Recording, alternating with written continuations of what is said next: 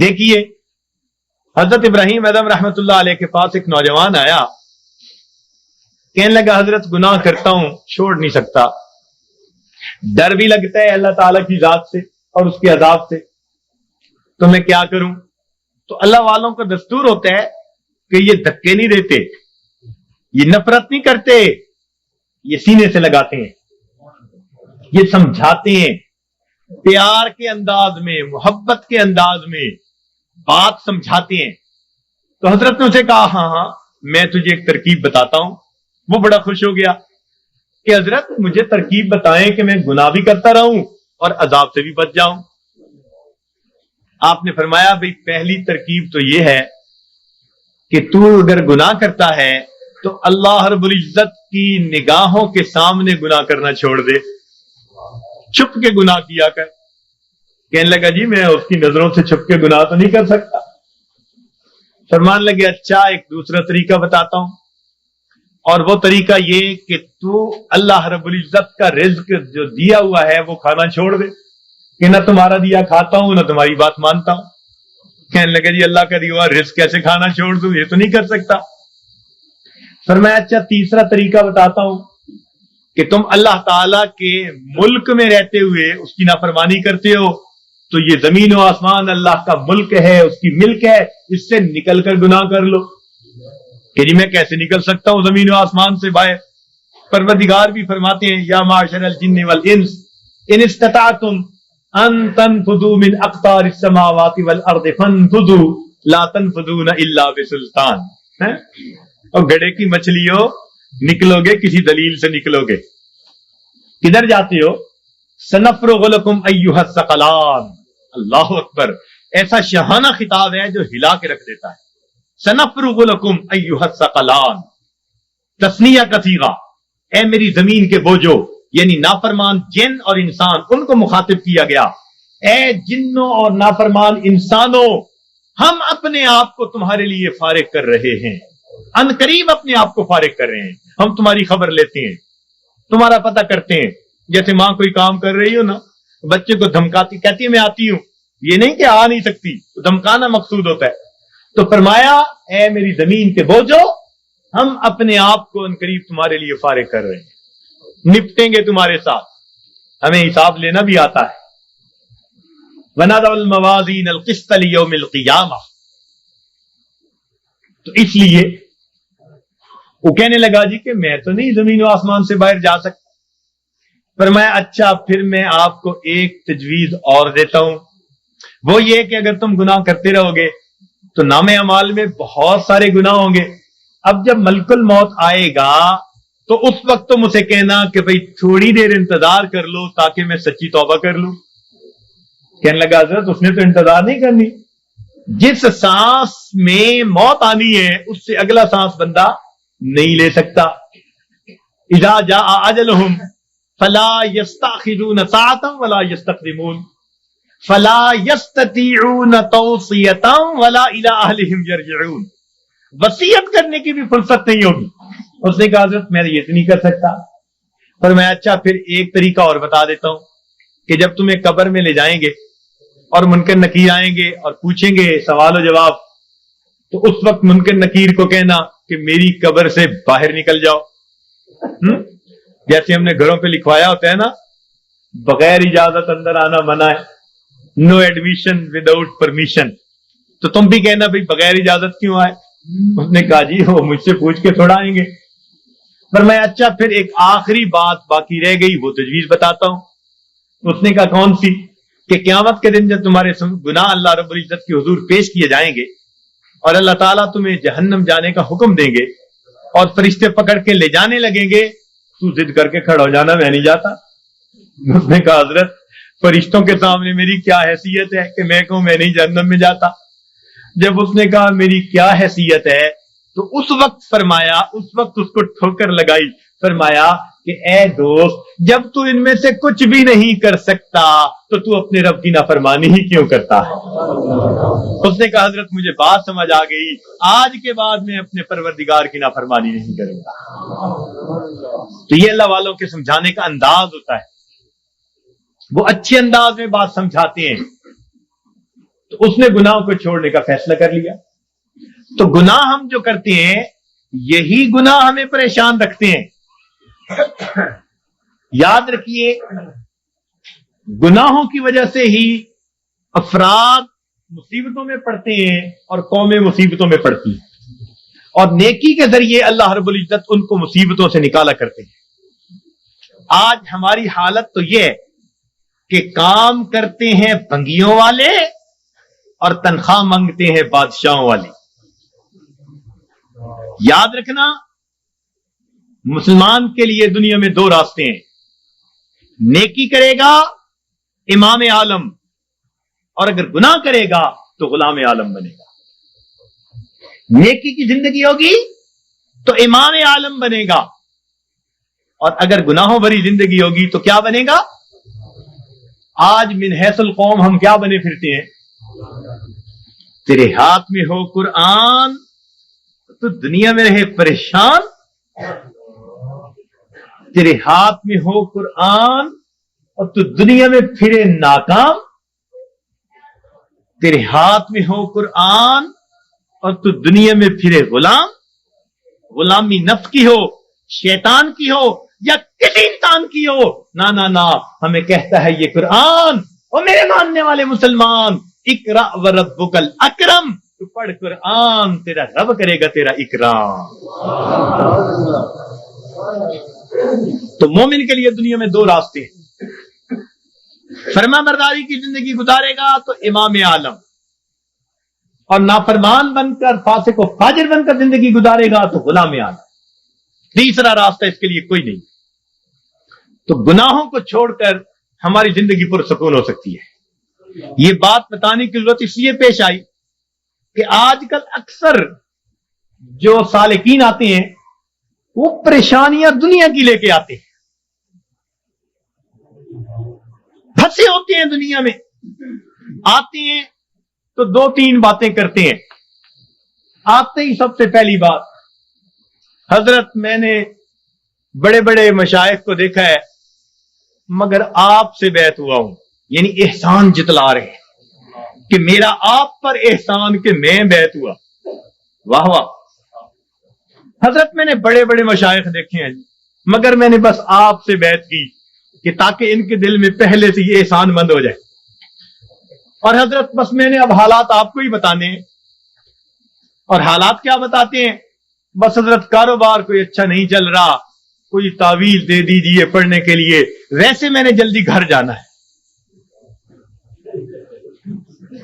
دوسری بات, حضرت بس بیوی سے کچھ بنتی نہیں ان دنوں, کچھ اس کے لیے بھی پڑھنے کو بتا دیں, ویسے میں نے جلدی گھر جانا ہے.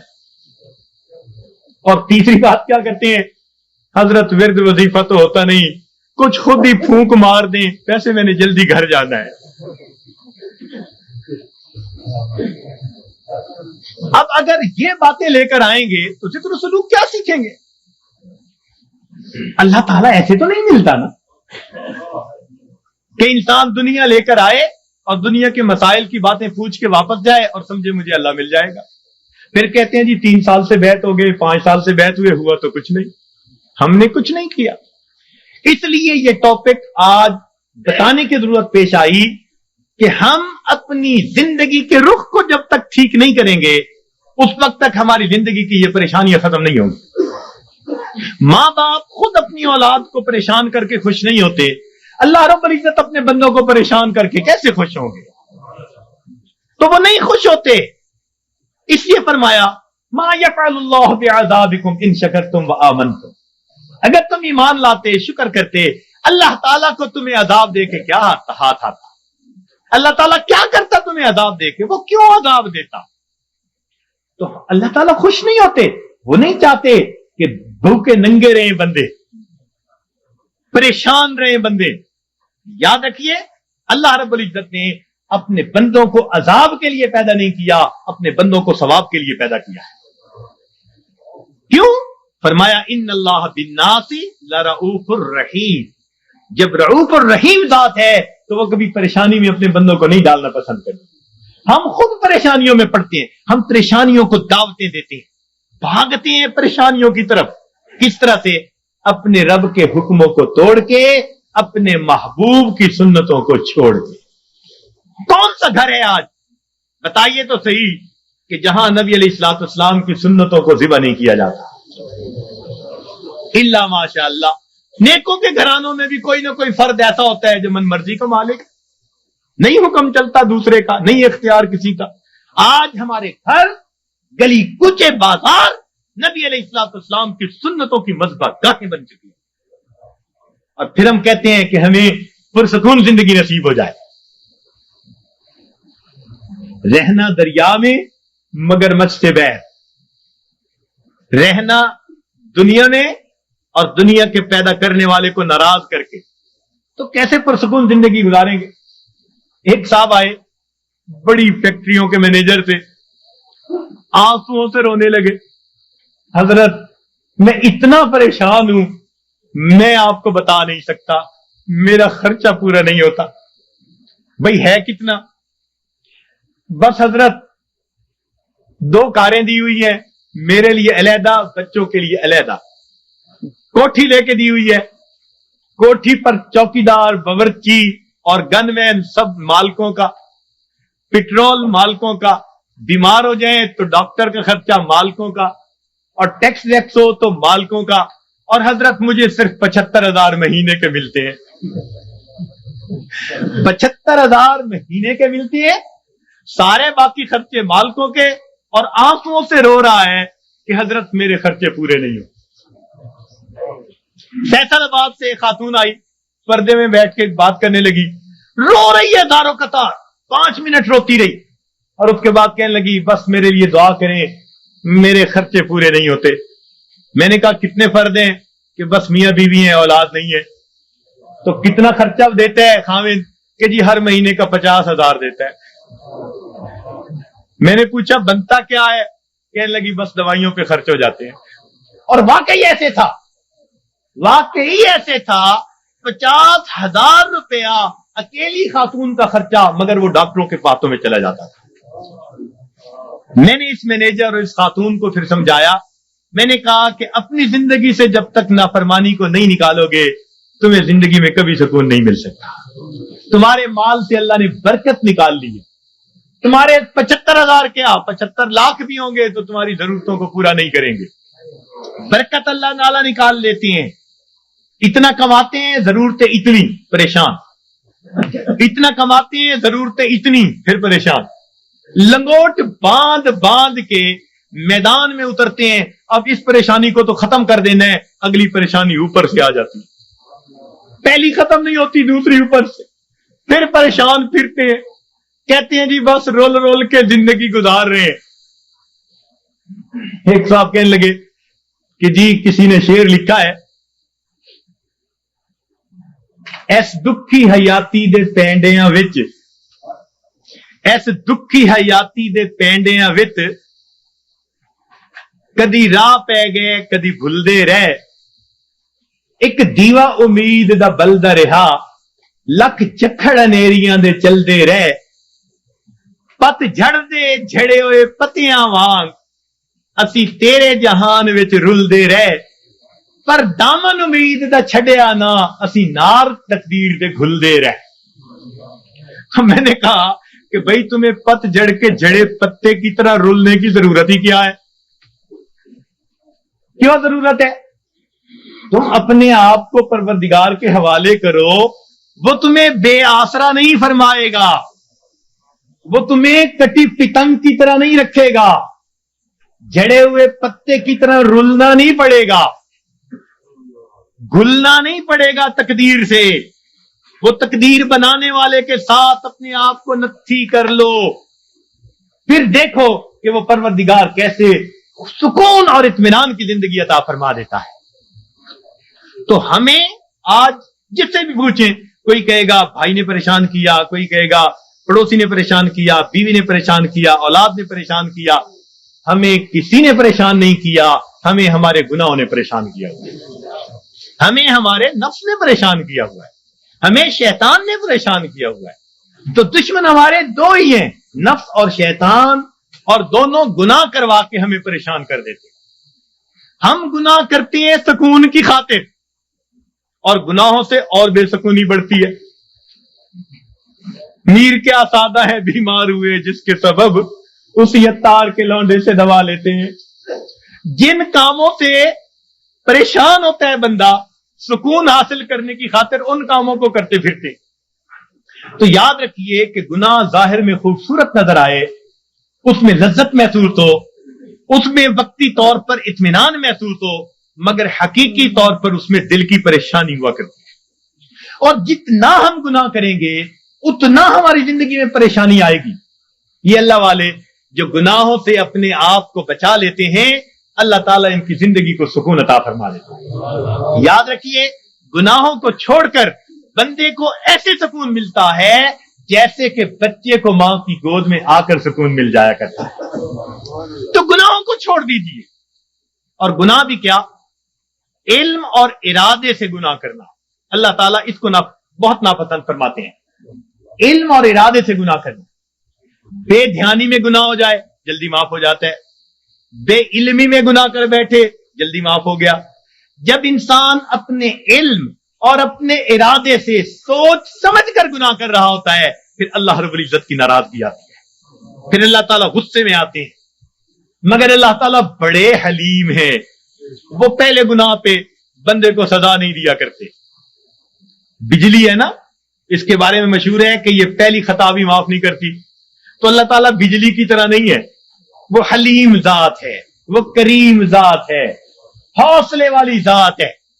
وہ بندے کو موقع دیتی ہے, لیکن جب گناہ کرتے کرتے تاکہ بندہ جاگے, اور جب نہیں جاگتا تو اللہ تعالیٰ پریشانیاں بھیجتے ہیں, کیونکہ پریشانیوں سے پھر بندہ گھبراتا ہے, پھر اللہ کی طرف پہنچتا ہے. اس لیے کسی عارف نے کہا سکھ دکھا تو دیواں وار دکھا آن ملایوم یار. سکھ دکھا تو دیواں وار کہ دکھا آن ملائم یار. خوشیاں سلاتی ہیں اور غم جگاتے ہیں.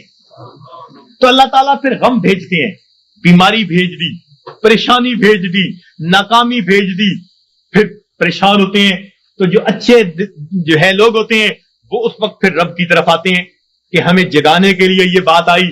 پھر وہ نمازیں بھی پڑھ رہے ہوں گے, تہجد بھی پڑھ رہے ہوں گے, اوراد و وظائف بھی کر رہے ہوں گے. وہ سمجھ رہے ہوں گے کہ اللہ تعالیٰ ہمیں اپنے گھر کی طرف بلانا چاہتے ہیں.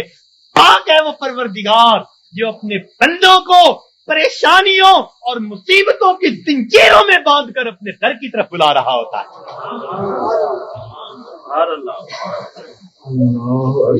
تو یہ کس لیے آتے ہیں؟ بندے کو جگانے کے لیے. مگر ہم جاگنے کی بجائے اور گناہ کر رہے ہوتے ہیں. کاروبار خراب ہوا بددیانتی کی وجہ سے, اب اس کا حل نکالا بینک سے سود کے پیسے لے لو. یعنی علاج وہ تجویز کیا جو پہلے سے بھی زیادہ بندے کو پریشان کرنے والا. تو موٹا اصول یہ ہے کہ اللہ رب العزت کی نافرمانی سے انسان کی زندگی میں پریشانیاں آتی ہیں, مصیبتیں آتی ہیں, ذلتیں آتی ہیں, رسوائیاں آتی ہیں, ناکامیاں آتی ہیں, اور ان کو چھوڑ کر انسان کو دنیا اور آخرت کی سرخروئی نصیب ہو جاتی ہے. تو ہم گناہوں کو چھوڑیں. پروردگار عالم نے ارشاد فرمایا وَذَرُوا ظَاهِرَ الْإِثْمِ وَبَاطِنَهُ, تم چھوڑ دو وہ گناہ جو ظاہر میں کرتے ہو یا تم چھپ کر کرتے ہو. یہ گناہ چھوڑنے پڑے. اور انسان گناہوں کی جان نہیں چھوڑتا, مصیبتیں اس کی جان نہیں چھوڑتی. اختیار ہمارا ہے. اور یاد رکھیے کہ جو بندہ اپنے علم اور ارادے سے گناہ کو کرنا چھوڑ دیتا ہے, جو بندہ اپنے علم اور ارادے سے گناہ کو کرنا چھوڑ دیتا ہے, پروردگار عالم اس بندے کی دعاؤں کو رد کرنا چھوڑ دیتا ہے. پکی بات ہے, وہ بندہ مستجاب الدعوات بن جاتا ہے.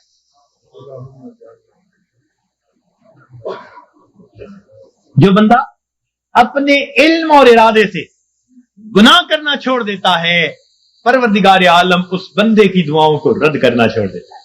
پوچھتے ہیں حضرت اسم اعظم بتاؤ, اس سے بڑا اسم اعظم اور کیا ہے؟ یہ اسم اعظم ہے کہ گناہوں کو چھوڑ دیں اور پھر دیکھیں پروردگار عالم کیا عطا فرماتے ہیں. اس لیے تو فرمایا کہ جو غیر محرم کی طرف نگاہوں کو ہٹائے گا اللہ رب العزت اس کے دل کی عبادت اس کو دل کو عبادت میں لذت عطا فرمائے گا. تو معلوم ہوا کہ ہر گناہ کے بدلے لذت ملتی ہے. تو چھوڑ دیجئے گناہوں کو تاکہ اللہ رب العزت دلوں کا سکون اور ایمان کی اور اعمال کی لذتیں عطا فرمائے. لذتیں عطا فرمائے. آج کہتے ہیں جی اور وظائف میں کچھ محسوس نہیں ہوتا. بھئی پہلی بات تو یہ محسوس ہوتا ہے یا نہیں؟ ہمیں تو بندگی کرنی ہے, ہمیں تو بیٹھنا ہے. یاد رکھیں عبد اللطیف بنے, عبد اللطف نہ بنے. کچھ عبد اللطف ہوتے ہیں, لطف اور مزہ ڈھونڈتے پھرتے ہیں. حضرت مزہ نہیں آ رہا, بھائی مزے ڈھونڈنے ہیں. اللہ تعالیٰ کی بندگی کرنی ہے, اس کی یاد کرنی ہے. ہم پابند ہیں, غلام ہیں. ہاں اگر یاد میں وہ مزہ بھی دے دیتے ہیں تو عنایت ہے اس کی. یہ رحم ہے پروردگار کا, یہ طرف ہے اس کریم ذات کا کہ اپنے بندوں کے دلوں کو اور لذتیں عطا فرما دیتا ہے. ورنہ ہم تو پابند ہیں, بندے جو ہوئے تو ہم گناہوں کو کرنا چھوڑ دیں گے, اللہ رب العزت زندگی سے پریشانیوں کو دور کر دیں گے. اب یہاں ایک سوال پیدا ہوتا ہے کہ پریشانی تو نیکوں پر بھی آتی ہے, ان کے تو گناہ نہیں ہوتے. جی ہاں, پریشانی گناہگاروں پر بھی آتی ہے, پریشانی نیکوں پر بھی آتی ہے, مگر دونوں کے اندر فرق ہوتا ہے. اس فرق کو سمجھنے کی ضرورت ہے, اس فرق کو سمجھنے کی ضرورت ہے. نیکوں پر اللہ تعالیٰ اس لیے پریشانیوں کو بھیجتے ہیں کہ ان کو بعض وہ درجات دینا چاہتے ہیں جو اپنی محنت سے وہ حاصل نہ کر سکے. اب پریشانیوں کو بھیج دیا تاکہ اس پریشانی کو وجہ بنا کر اللہ تعالیٰ ان کو قرب کے درجات عطا فرما دے. تو اللہ والوں پر اس لیے پریشانی آتی ہیں ان کو اپنے رب کے قریب کرنے کے. اس لیے حضرت مجدد ثانی رحمۃ اللہ نے فرمایا کہ سالک کی قبض کی کیفیت میں جتنی ترقی ہوتی ہے صاحب کی حالت میں اتنی ترقی نہیں ہوا کرتی. قبض کی حالت کہتے ہیں جب کیفیات سلب ہوں, دل نہ لگ رہا ہو, اور اس وقت بھی انسان اللہ کے در پر لگا ہوا ہو عبادات میں, تو اس وقت بڑی ترقی ہوتی ہے اس کی. تو یہ اس لیے کہا کہ تم دیے باد مخالف سے نہ گھبرا اے وقاف, یہ تو چلتی ہے تجھے اونچا اڑانے کے لیے. تو اللہ والوں کے لیے آتی ہیں اونچا, ان کو اونچا اڑانوں کے لیے. اور یاد رکھنا کہ اللہ والوں پہ پریشانیاں آتی تو ہیں, مگر ان پریشانیوں سے ان میں بے چینی نہیں آیا کرتی. جس کا رب سے تعلق ہے اس کا بے چینی سے تعلق نہیں ہے. یہ یاد رکھنا کہ اللہ والوں پہ یہ پریشانی آتی ہے مگر ان پر بے چینی نہیں آتی. کبھی کسی اللہ والے کو بے چین نہیں دیکھیں گے, وہ پرسکون ہوں گے. پریشانیاں ہیں, خوف ہے, مصیبتیں ہیں, بیماریاں ہیں, مگر طبیعت پرسکون ہوگی. جیسے شیشے کے کمرے میں کوئی بیٹھا ہوا ہو اور باہر آندھی چل رہی ہو تو وہ جھکڑ دیکھ رہا ہے, آندھی دیکھ رہا ہے, ہوائیں دیکھ رہا ہے, درخت گرتے دیکھ رہا ہے, مگر اس کو محسوس بھی نہیں ہو رہا. اللہ والوں کا بالکل یہ حال ہوتا ہے کہ ان کو یہ پریشانیاں مصیبتیں نظر تو آ رہی ہوتی ہیں مگر یہ ان کے دل پر اثر انداز نہیں ہو رہی ہوتی. ان کا دل پرسکون ہوتا ہے. این مصیبتوں کے عالم میں بھی دل اپنے پروردگار سے لگا ہوا ہوتا ہے. چنانچہ ایک بزرگ تھے, اپنے گھر کے اندر کچھ تلاش کر رہے تھے, حالانکہ ان کے بیٹے کی شادی تھی. تو بیوی کہنے لگی جی بیٹے کے لیے دلہا بن رہا ہے, گھوڑے پہ چڑھنے لگا ہے, بارات جانے والی ہے, آپ کیا تلاش کرتے پھرتے ہیں؟ کہنے لگے میں کفن کے کپڑے تلاش کر رہا ہوں, چیزیں تلاش کر رہا ہوں. ان کا کس لیے؟ کہنے لگے دل میں ڈالا گیا ہے کہ ابھی ابھی میرے بیٹے کی وفات ہو جائے گی, تو میں نے کہا میں اس کے لیے چیزوں کا انتظام کر لوں. میاں بیوی بات کر رہے تھے, باہر سے اطلاع ملی دولہا گھوڑے پہ چڑھنے لگا, پاؤں پھسلا, گردن کے بل گر کے موت آ گئی. یہ ہوتا ہے دنیا دولہا بنا رہی ہے اور ان کے دل میں اعلام ہوا موت آنی ہے تو گھر میں تیاریاں کر رہے ہیں. سر تسلیم خم ہے جو مزاج یار میں آئے, اپنے رب پہ راضی ہیں. سبحان اللہ. تو اس لیے اللہ والوں پہ بھی یہ تکلیفیں آتی ہیں مگر ان کے دل کو بے چین نہیں کرتی, پریشان نہیں کرتی, ان کے دل پرسکون ہوتے ہیں. ہاں ان کے رجوع اللہ میں اور زیادہ جو ہے ترقی ہو جاتی ہے. اور یہ گناہوں کا وبال بن کے بھی آتی ہیں گناہگاروں پر, اور اس کی پہچان کیا ہوتی ہے کہ دل پریشان ہوتا ہے. 3 باتیں یاد رکھیے, 3 باتیں یاد رکھیے کہ جب کسی انسان پر کوئی مصیبت آئے اور اس اٹھانے کے لیے بھیجی گئی ہے تو پریشانیاں تو آتی ہیں. اس دنیا میں کون ہے جو پریشان نہیں ہے؟ دری دنیا کسے بے غم نباشت, دری دنیا کسے بے غم نباشت, اگر باشد بنی آدم نباشت. اس دنیا میں کوئی بے غم نہیں, اگر کوئی ہے تو پھر وہ بنی آدم ہی نہیں. تو غم تو ہے ہی اس دنیا کے ساتھ. ہاں جہاں کوئی غم نہیں ہوگا اس کا نام جنت ہے, ابھی وہاں نہیں پہنچے. جب پہنچ جائیں گے تو پھر غم ختم کر دیے جائیں گے. لا خوف علیہم ولا هم یحزنون, یہ کہہ دیا جائے گا. دنیا کے اندر تو یہ غم آئیں گے, مگر یہ غم کبھی کبھی آتے ہیں.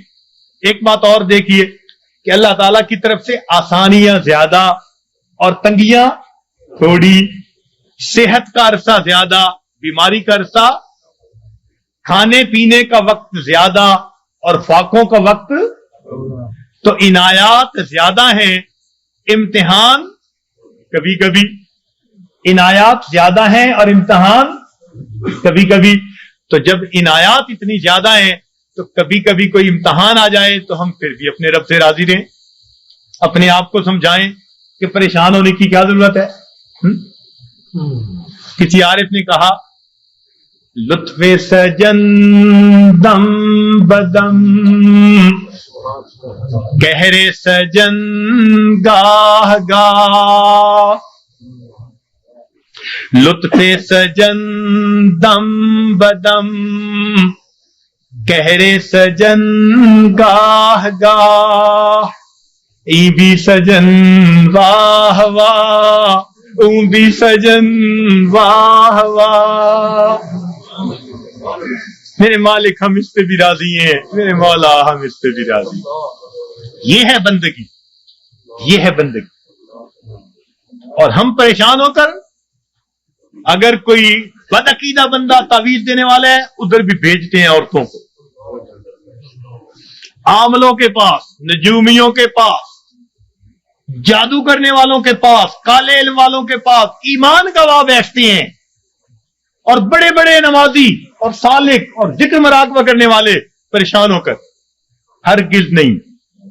پریشانیوں کے اندر کبھی ایسے لوگوں کی طرف نہیں جانا, پریشانی کے وقت میں اپنے پروردگار کے گھر کی طرف آنا ہے. مسجد کی طرف آئیں اور اللہ سے اپنے دل کی بات کہیں, اللہ کے سامنے اپنے دل کا دکھ بیان کریں.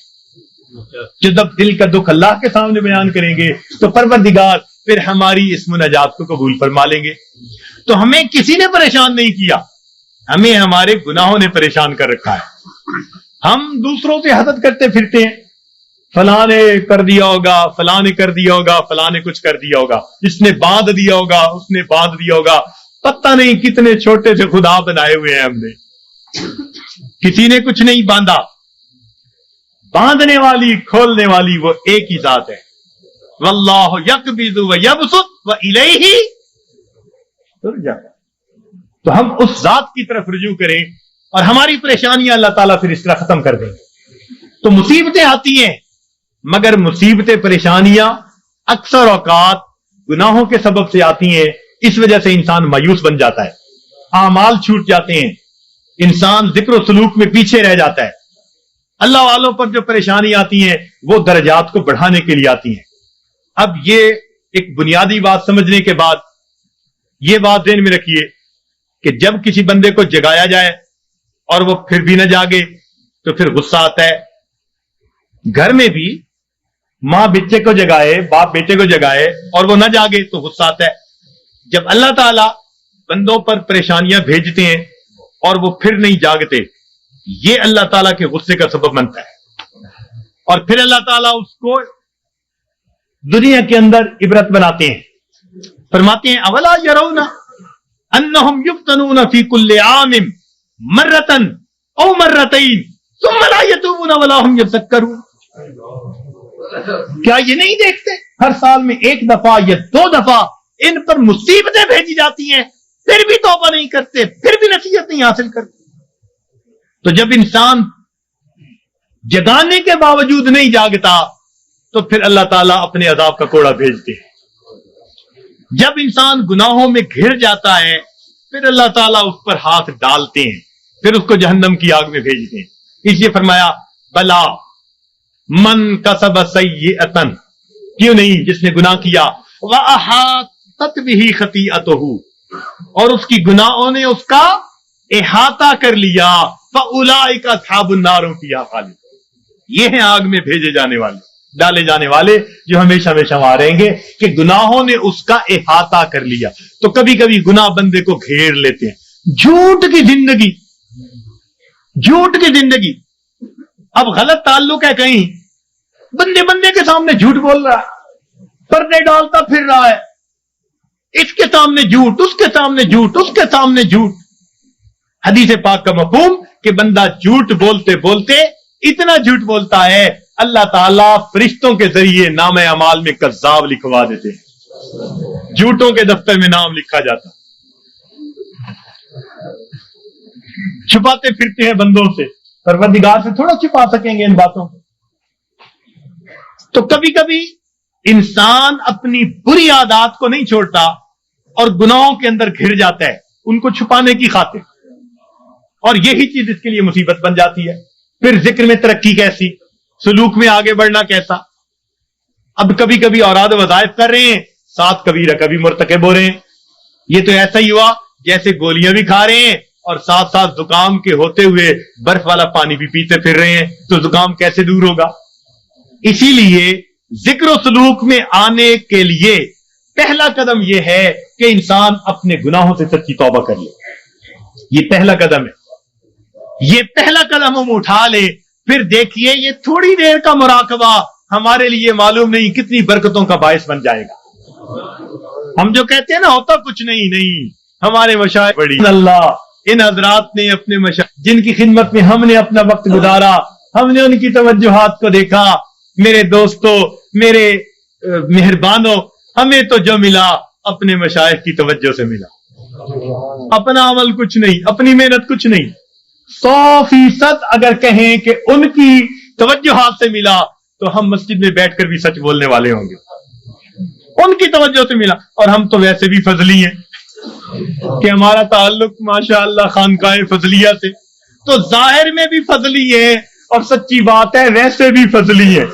جو ہوا ہے اللہ کا فضل ہی ہوا ہے، اور اب بھی یہاں سے اللہ کا فضل مانگنے ہی آئے بیٹھے ہیں، اللہ کا فضل مانگنے ہی آئے بیٹھے ہیں۔ تو اس لیے جب ہم گناہوں کو چھوڑ دیں گے خود بخود اوراد و وظائف کے توجہات کے جو اثرات ہوں گے وہ دل کے اوپر آنے شروع ہو جائیں گے۔ ہمارے حضرت خواجہ احمد سعید قریشی رحمۃ اللہ علیہ، احمد الشرقیہ والے، ان کے حالات زندگی میں حضرت سید وار حسین شاہ رحمۃ اللہ علیہ نے یہ واقعہ لکھا، فرمایا کہ وہ کبھی کبھی پورے شہر کے لوگوں کو توجہ دیتے تھے اور فرماتے تھے کہ بعض دلوں سے فیض ٹکرا کر واپس آتا اور مجھے آواز آتی کہ ہمارے لیے اس دل میں کوئی جگہ نہیں ہے، ہمارے لیے اس دل میں کوئی جگہ نہیں۔ تو جب دل پہ گناہوں کی میل ہی اتنی چڑھی ہوئی ہو پھر توجہات کیا اثر کریں گی؟ تو اس میل کو اتاریں، گناہوں کو چھوڑ کر سچی توبہ کر کے، پھر دیکھیے اللہ رب العزت کی رحمت کیسے ہمارے دلوں کو سنوارے گی اور کیسے ہمارے دلوں کو بنائے گی۔ اور کبھی کبھی تو انسان مال، ہاں ایک نکتے کی بات عرض کرتا چلوں کہ شیطان انسان کو دو طرح سے ورگلاتا ہے، شیطان انسان کو دو طرح سے ورگلاتا ہے، ایک شہوات کے ذریعے سے اور دوسرا شبہات کے ذریعے سے۔ شیطان انسان کو دو طرح سے ورگلاتا ہے، ایک شہوات کے ذریعے سے اور دوسرا شبہات کے ذریعے سے۔ یعنی کچھ تو ایسے ہوں گے کہ وہ شہوات کے گناہوں میں لگے ہوئے ہیں، بد نظری میں، گناہ میں، زنا میں، فلاں میں، فلاں میں، یہ شہوات کے گناہ ہیں جو مال سے تعلق رکھتے ہیں یا جمال سے تعلق رکھتے ہیں۔ دنیا میں دو ہی چیزوں کے اسیر ہیں نا، کچھ مال کے اسیر ہوں گے، کچھ جمال کے اسیر ہوں گے۔ تو شہوات کے ذریعے سے شیطان بہکاتا ہے، اور جن پر شہوات غالب نہیں آتی काबू में रहते हैं उनको शुबहात के जरिए से बहकाता है। मसलन जी ये मुराकबा सुन्नत से साबित है, जी ये बैत वाकई जरूरी है, जी ये पीरी मुरीदी उस वक्त भी थी। इस किस्म की बातें शुबहात वाली दिन में डालेगा। और ये शक ऐसी बुरी बला है कि ये इंसान के आमाल की बुनियाद को हिला के रख देती है। इसलिए कुरान पाक में इब्तदा से ही कह दिया ज़ालिकल किताब ला रैब फीह हुदल लिल मुत्तकीन। हुदल लिल मुत्तकीन बाद में कहा, पहले क्या कहा? क्योंकि शक के साथ पढ़ोगे तो फिर हिदायत नहीं मिलेगी। नबी अलैहिस्सलाम ने दुआ मांगी, अल्लाहुम्मा इन्नी अऊज़ु बिका मिनश्शक्कि वश्शिर्कि वश्शिकाकि वन्निफाकि वसूइल अखलाक। तो शिर्क से भी पहले शक से पनाह मांगी। ये शक बड़ी बुरी बात, इतनी बुरी कि बंदे के ईमान को भी जाया करके रख देती। तो दीन इस्लाम की बातों में शक, जी ये मौलवियों की बनी हुई बातें हैं जी, ये आपस में बनाते रहते हैं जी, करते रहते हैं जी, ये भी कौन सा जरूरी है जी। शक हो गया, हमारी जी कहां हमारी सुनता जी, मांग मांग के जी उम्र गुजर गई, हमारी तो सुनता ही नहीं। तो ये शक के जरिए से या शुबहात के जरिए से या शहवात के जरिए से शैतान इंसान को बहका दिया करता है। तो इंसान पर मुसीबतें अल्लाह ताला भेजते हैं, कभी गुनाहों की वजह से ताकि ये बाज आ जाए, और कभी इसको अपने करीब लाने के लिए। और इसका एक ही हल है कि हम अपने गुनाहों को छोड़कर अपने परवरदिगार की तरफ कदम आगे बढ़ाएं। अब शैतान मायूस करता है, कहता है तू नहीं छोड़ सकता। भाई हम नहीं छोड़ सकते तो परवरदिगार तो छुड़वा सकते हैं ना। भाई हम अगर नहीं बच सकते तो परवरदिगार तो बचा सकते हैं ना। तो परवरदिगार आलम हमें बचा लेंगे जब हम सच्ची तौबा करेंगे।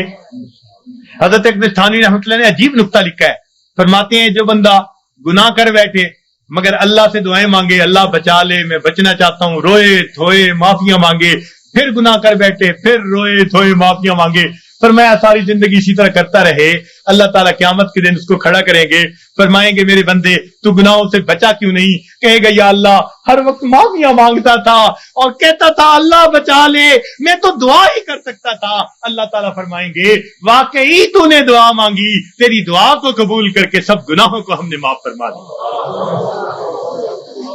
तो जब गुनाह सर्द हो जाए तो माफिया मांगे, रोए धोए अपने रब को मनाए। अन्नदम तौबतुन, नदामत तौबा, तो दिल में नादिम हो और अपने रब को मनाने की कोशिश करे, उसी वक्त देर न करे। गुनाह का सरदर्द हो जाना ये कोई ऐसी बड़ी बात नहीं है, बड़े बड़ों से बाद गलतियां हो जाती हैं। तो गिर जाना बुरा नहीं, गिरकर पड़े रहना बुरा हुआ करता है। तो कभी कोई कोताही हो जाए, कोई गलती सरदर्द हो जाए तो बंदा फौरन अपने रब से सच्चे दिल से माफी मांगे और अपने आप को अल्लाह ताला के पेश करे और कहे अल्लाह मुझे बचा लेना। गमे हयात के साए मुहीत ना करना, गमे हयात के साए मुहीत ना करना, किसी गरीब को दिल का गरीब ना करना। मैं इम्तिहान के काबिल नहीं मेरे मौला, मैं इम्तिहान के काबिल नहीं मेरे मौला, मुझे गुनाह का मौका नसीब ना करना। तो रोए अल्लाह मुझे गुनाह का मौका ना देना, अल्लाह बचा लेना। जब बंदा रोएगा अल्लाह ताला फिर उसको गुनाहों से बचा लेंगे। रावे बसरी अल्लाह की नेक बंदी बड़ी प्यारी दुआ मांगती थी, कहती थी अल्लाह जो आसमान को जमीन पर गिरने से रोके हुए है, अल्लाह शैतान को मुझ पर मुसल्लत होने से रोक दे। ए अल्लाह जो आसमान को जमीन पर गिरने से रोके हुए है, अल्लाह शैतान को मुझ पर मुसल्लत होने से रोक दे। तो जब हम इस तरह अपने आप को पेश करेंगे अल्लाह ताला गुनाहों से हिफाजत फरमा लेंगे, हमें माफ फरमा देंगे। तो हम अल्लाह ताला से गुनाहों की माफी मांगे, फिर देखिए अल्लाह ताला कैसे मेहरबानी फरमाते हैं। सच्ची तौबा करें, फिर उसके बाद थोड़े मामूलात भी करेंगे तो उनके असरात हम पर बहुत ज्यादा मुरतब हो जाएंगे। तो ये आज के इस वक्त में दिलों में अहद कर लीजिए कि अल्लाह हमने आज तक जो गुनाह किए हम उनसे सच्ची माफी मांगते हैं और आइंदा नेकुकारी परहेजगारी की जिंदगी का दिल में अहद करते हैं, इरादा करते हैं। फिर देखिए परवरदिगार इस पर क्या रहमत फरमाते हैं। और अल्लाह ताला से रातों को उठकर अपने गुनाहों की माफी मांगिए, तन्हाइयों में माफी मांगिए। हजरत مفتی محمد شفیع رحمۃ اللہ علیہ نے ایک عجیب بات اپنی تفسیر میں لکھی ہے. فرماتے ہیں کہ قرآن پاک کی ایک آیت ہے من یعمل سوءا یجز بہ، جس بندے نے بھی گناہ کیا اس کو اس کا بدلہ ملے گا. تو فرماتے ہیں کہ اس میں استثناء کسی کا نہیں. من یعمل سوءا یجز بہ، پکی بات ہے، جس نے بھی گناہ کیا اس کو اس کا بدلہ ملے گا، سزا ملے گی. تو فرماتے ہیں کہ اس کا مطلب یہ ہوا کہ ہم جتنے گناہ کر چکے ہیں ہمیں ہر گناہ کے بدلے سزا ضرور ملنی ہے. فرماتے ہیں اب یہ سزا دو طرح کی ہے، سمجھنے والا نقطہ، اب یہ سزا دو طرح کی ہے. ایک تو یہ کہ ہم اس دنیا میں ندامت اور شرمندگی کی آگ میں جلیں، دل میں کڑھیں، اللہ غلطی کر بیٹھے معاف کر دے، یہ بھی آگ میں جلنا ہے، یہ بھی دل میں آگ لگی ہوئی ہے، اللہ معافی دے دے، اللہ پریشان ہوں، معافی مانگتا ہوں، توبہ کرتا ہوں. فرمایا یا تو یہ بندہ سچی توبہ کے ذریعے دنیا کی ندامت کی آگ میں اپنے آپ کو جلا لے، اگر نہیں تو قیامت کے دن اللہ جہنم کی آگ میں ضرور جلائیں گے. اب ہمارے لیے آسان راستہ یہی ہے کہ دنیا میں ہی معافی مانگے، ہر گناہ کے بدلے معافی. اللہ جو گناہ یاد ہیں ان کی بھی معافی، جو نہیں یاد ہم ان کی بھی معافی مانگتے. تو اللہ تعالیٰ سے اس کی معافی مانگے، پھر دیکھیے اللہ تعالیٰ کتنے خوش ہوتے ہیں. اور اللہ تعالیٰ تو رحمت کے وعدے فرماتے ہیں. حدیث پاک میں آتا ہے کہ جب شیطان نے بہکانے کے لیے قسمیں کھائیں اور کہا کہ اے اللہ میں تیرے بندوں کو بہکاؤں گا دائیں سے بائیں سے آگے سے پیچھے سے، وَلَا تَجِدُ أَكْثَرَهُمْ شَاكِرِينَ، اللہ یہ اکثر تیرے ناشکرے ہوں گے. تو اس وقت فرشتوں کو بڑی حیرت ہوئی، کہنے لگے اے اللہ اولاد آدم کے لیے تو مشکل بن گئی. پوچھا کیسے؟ اے اللہ یہ شیطان دائیں بائیں آگے پیچھے سے بہکائے گا اور بندوں کے لیے تو کوئی راستہ ہی نہیں بچا. اللہ تعالیٰ نے فرمایا کہ میرے فرشتوں یہ دو سمتوں کو بھول گیا، ایک نیچے کی سمت، ایک اوپر کی سمت. میرا گناہگار بندہ جب اپنے گناہوں پہ پریشان ہو کر میرے در پہ آئے گا اور میرے در پر آ کر ہاتھ پھیلا دے گا، کیونکہ ہاتھ اوپر کی سمت کو اٹھیں گے، ابھی اس کے ہاتھ نیچے نہیں جائیں گے، میں اس کے گناہوں کو معاف فرما دوں گا. اور جب میرا بندہ اپنے گناہوں سے پریشان ہو کر اپنے سر کو سجدے میں ڈال دے گا، کیونکہ نیچے کی سمت سے شیطان اثر انداز نہیں ہو سکتا، میرا بندہ ابھی سر نہیں اٹھائے گا، میں اپنے بندے کے گناہوں کو معاف فرما دوں گا. تو شیطان نے ایک قسم کھائی تھی، فَبِعِزَّتِكَ، اللہ تیری عزت کی قسم میں تیرے بندوں کو بہکاؤں گا. اللہ تعالیٰ نے اس کے جواب میں فرمایا شیطان مردود تو قسمیں کھاتا ہے میرے بندوں کو بہکانے کے لیے، ورغلانے کے لیے. ذرا میری بات بھی سن لے کہ میرے بندے بتقاضائے بشریت گناہ کرتے رہیں گے اگر اپنی موت سے پہلے سچی معافی مانگیں گے. فَبِعِزَّتِي وَجَلَالِي، مجھے اپنی عزت کی قسم، مجھے اپنے جلال کی قسم، میں ان کی توبہ کو قبول کر لوں گا. تو شیطان نے بہکانے کے لیے ایک قسم کھائی تھی، رحمان نے معافی دینے کے لیے دو قسمیں کھائی ہوئی ہیں. سبحان اللہ. اس لیے اللہ تعالیٰ کی ہر صفت کا ایک نام ہے، لیکن رحمت کی صفت کے دو نام ہیں، رحمان اور رحیم. اور کوئی صفت ایسی نہیں جس کے دو نام ہو سوائے رحمت کی صفت. وہ تو اتنا کریم آقا ہے، وہ تو بخش کے خوش ہوتا ہے، وہ تو معاف کر کے خوش ہوا کرتا ہے. میں ایک مرتبہ بچیوں کو پردے میں درس دے رہا تھا، ایک جامعہ کی دور حدیث کی بچیاں تھیں. تو ان سے میں نے سوال پوچھا کہ بتاؤ دنیا میں سب سے آسان کام کیا ہے؟ ایک بچی نے جواب دیا کہ اپنی ماں کو منانا. میں نے پوچھا وہ کیسے؟ کہنے لگی کہ ہمارا یہ تجربہ ہے کہ ماں اگر اپنے بیٹے سے ناراض بھی ہونا تو بیٹی سے پوچھتی پھرتی ہے اس نے روٹی کھا لی، اس کا بستر تو نے بنا دیا، اس کے کپڑے تو نے ٹھیک کر دیے. اب اوپر سے ناراض پھر رہی ہے، مگر ماں کی مامتا اس کو مجبور کر رہی ہے، لہذا بیٹی سے پوچھتی پھرتی ہے، بیٹی کے ذریعے اس کو کھانا پہنچا رہی ہے. دل سے ناراض نہیں، خفا تھی، بچے نے ستایا مگر دل سے خفا نہیں، اس لیے پوچھتی بھی پھر رہی ہے کہ بچے کو سب چیزیں مل گئی یا نہیں مل گئی. تو وہ کہنے لگی کہ جب ماں کی مامتا کا یہ حال ہے تو ماں کو منانا بہت آسان ہوتا ہے. میں نے کہا ہاں ماں کو منانا آسان صحیح، फिर भी माँ के पास आना पड़ता है। बच्चा आकर कह दे अम्मी माफ कर दे, माँ माफ कर देती है। बच्चा आकर माँ का जिस्म दबाए, अम्मी माफ कर दे, माफ कर देती है। हाथ जोड़ दे, माफ कर देती है। अगर फिर भी माफ न करे, बच्चा रो पड़े, माँ से कभी बेटे के आंसू नहीं देखे जाते। कितनी नाराज क्यों ना होगी जब देखेगी बच्चा आंसू बहा रहा है, अपने दुपट्टे के पल्लू को लेके आंसू पूछेगी, कहेगी बेटा रो नहीं, चल मैंने तुझे माफ कर दिया। तो माँ को मनाना दुनिया में इतना आसान है। बच्चियां कहने लगी, मैंने उन्हें उस वक्त बताया कि देखो एक और जात है जिसको मनाना माँ के मनाने से भी 70 गुना ज्यादा आसान है, और वो परवरदिगार आलम की जात है। माँ को तो फिर भी जुबान से कहना पड़ेगा, पांव पकड़ने पड़ेंगे, हाथ जोड़ने पड़ेंगे, आंसू बहाने पड़ेंगे। एक वो परवरदिगार जात है जिसके सामने बंदा तन्हाई में बैठा हो, फकत दिल के अंदर नादिम हो जाए, दिल के अंदर शर्मिंदा हो जाए और दिल में पुकारे, परवरदिगार गुनाहों की माफी चाहता हूँ, मैंने सच्ची तौबा कर ली, अल्लाह मैंने सुलह कर ली, मुझे अपना बना ले, शैतान के पंजे से छुड़ा ले। कोई हाथ नहीं हिलाया, कोई उसने जुबान से लफ्ज नहीं निकाला, फकत दिल की नदामत को कबूल करके अल्लाह ताला अपनी नाराजगी को दूर फरमा देते हैं। तो अल्लाह रब्बुल इज्जत को मनाना माँ के मनाने से भी 70 गुना ज्यादा आसान है। तो अपने रब को मना लीजिए।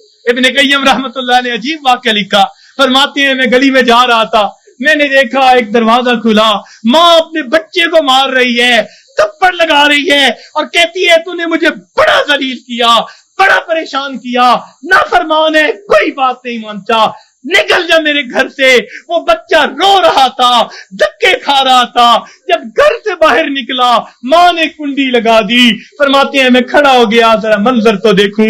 बच्चा रोते रोते एक तरफ को चल पड़ा, जरा आगे गया, नुक्कड़ से पहले वापस आ गया, फिर दरवाजे पे खड़ा। मैंने पूछा बच्चे वापस क्यों आ गए? कहने लगा सोचा था कहीं और चला जाऊं, फिर दिल में ख्याल आया मुझे दुनिया की हर चीज मिल सकती है, मुझे माँ की मोहब्बत नहीं मिल सकती, मैं इसलिए वापस आ गया हूँ। मोहब्बत मिलेगी इसी दर से मिलेगी। कहते हैं बच्चा बात करके वही बैठ गया, मैं भी वही बैठा। बच्चे को नींद आई, उसने दहलीज पे सर रखा, सो गया। काफी देर गुजरी, माँ ने किसी वजह से दरवाजा खोला, जरूरत के लिए बाहर जाना चाहती थी। बेटे को देखा दहलीज पे सर रख के सो रहा है, उठाया, क्यों दहलीज पे सर रख के सो रहे हो? अम्मी मुझे दुनिया में कोई दूसरी माँ नहीं मिल सकती, मैं इस दहलीज को छोड़ के कैसे जाऊं? फरमाया बच्चे के अल्फाज से माँ की आंखों से आंसू आ गए। बच्चे को सीने से लगा लिया, मेरे बेटे जब तेरा यकीन है इस घर के सिवा तेरा घर कोई नहीं, मेरे दर खुले हैं, आजा, मैंने तेरी गलतियों को माफ कर दिया।